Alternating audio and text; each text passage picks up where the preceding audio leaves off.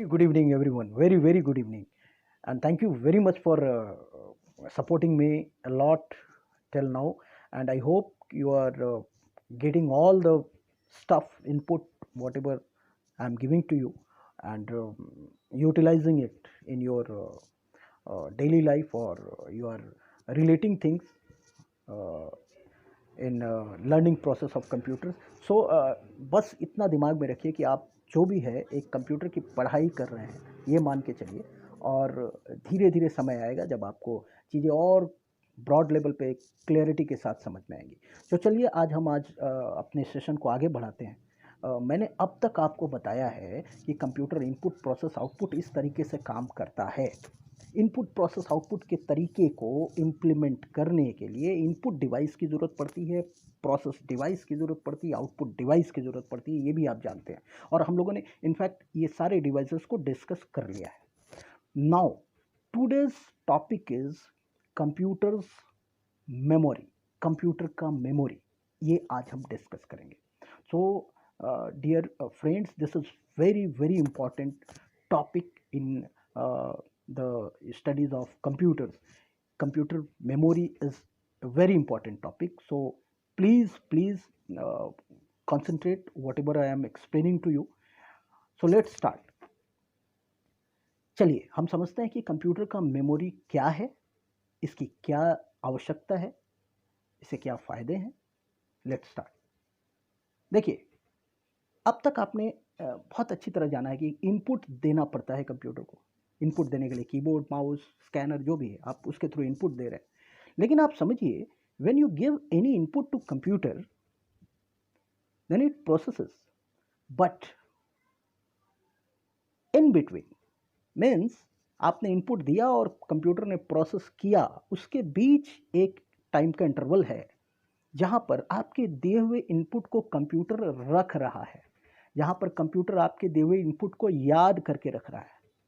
वही जो पार्ट है, वही जो चीज़ है, वो कंप्यूटर का मेमोरी है। बहुत सिंपल है इसको समझना कि आप इनपुट जो देते हैं और कंप्यूटर जो प्रोसेस करता है, इनपुट और प्रोसेस के बीच आपके दिए हुए इनपुट को वो कैरी करके जहाँ रख रहा है, उस पार्ट को, उस कंपोनेंट को आप कंप्यूटर का मेमोरी कहते हैं। आप समझ सकते हैं कि ये कितना ज़रूरी है। This is quite important. See, आप ह्यूमन बीइंग का एग्जांपल लीजिए, हमारे और आपका, इंसानों की दुनिया पे आप चलिए और समझिए कि मैंने आपको कुछ बात कही कि ये काम आप कर दीजिए प्लीज़। अगर आप उस काम को कर देते हैं तो उसके पीछे एक बहुत इंपॉर्टेंट चीज़ ये रहा कि आपने मेरे काम को याद रखा कि मैंने आपको क्या कहा था करने को।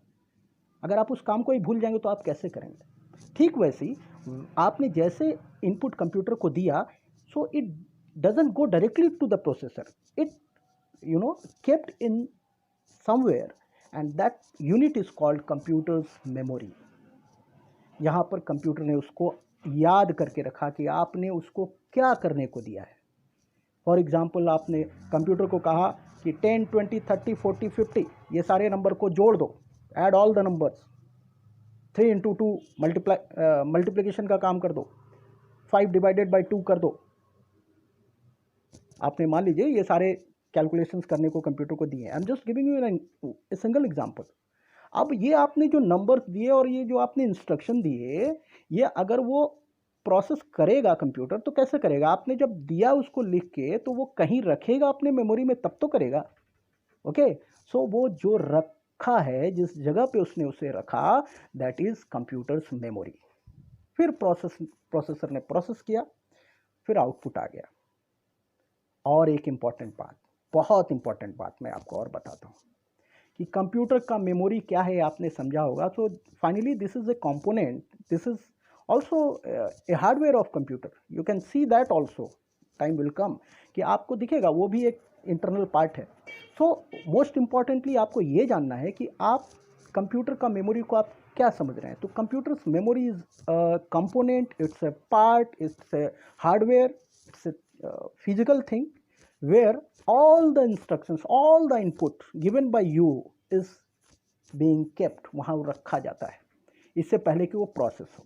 और बहुत ज़रूरी ये भी जानना है कि प्रोसेस करने के बाद जब आउटपुट आ जाता है, तो वो स्क्रीन पे तो आ गया आउटपुट, लेकिन फ्यूचर में आप चाहते हैं कि आपने जो प्रोसेस करा के जो रिजल्ट कंप्यूटर से लिया है वो रिजल्ट भी कहीं स्टोर होके रहे, that result should also be stored somewhere in computer, inside computer. Then also उस समय भी कंप्यूटर एक मेमोरी को यूज करता है, यानी कंप्यूटर का जो मेमोरी है वो एक यूनिट है जो अलग अलग समय में यूज में आता है। एक तो वो तब यूज में आता है जब आप उसे इंस्ट्रक्शन या इनपुट देते हैं तो प्रोसेस के पहले वो उस जगह पे रखता है। दूसरा, जब वो रिजल्ट दे देता है प्रोसेस करने के बाद और आप चाहते हैं कि दैट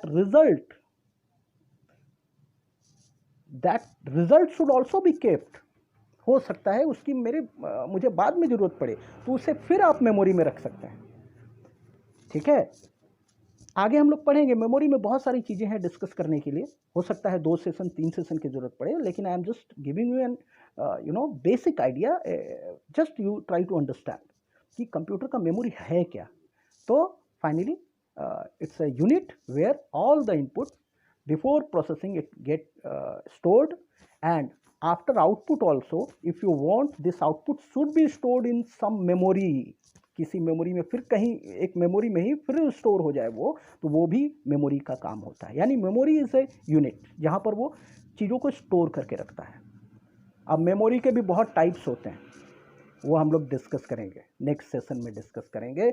लेकिन मेरे लिए ज़्यादा इम्पोर्टेंट है आपको ये समझाना कि आप इतना जानिए कि मेमोरी, एक कंप्यूटर के मेमोरी का रोल क्या है, ये है क्या। तो it's a hardware, it's a component, it's a physical device. दूसरा, इसका रोल क्या है, तो ये चीज़ों को रखता है, आपके इनपुट को रखता है, प्रोसेस करने के बाद जो रिजल्ट होता है उसको भी ये रखता है, ताकि आपको फ्यूचर में उसे एक्सट्रैक्ट करना हो, यूज़ करना है तो आप उसे निकाल सके। आज मैं आपको इतना बता के बंद करूँगा अपने सेशन को, और सिर्फ इसलिए कि आप पहले आज बेसिक समझिए। In next session we will understand memory के भी अलग अलग प्रकार होते हैं, मेमोरी के भी अलग अलग टाइप्स होते हैं। ठीक है, तो वो आसानी से समझेंगे हम लोग नेक्स्ट सेशन में। So till then, very very good bye, and I hope you will keep all these things in your mind and refer it for your future session also. Okay, thank you very much, thanks a lot.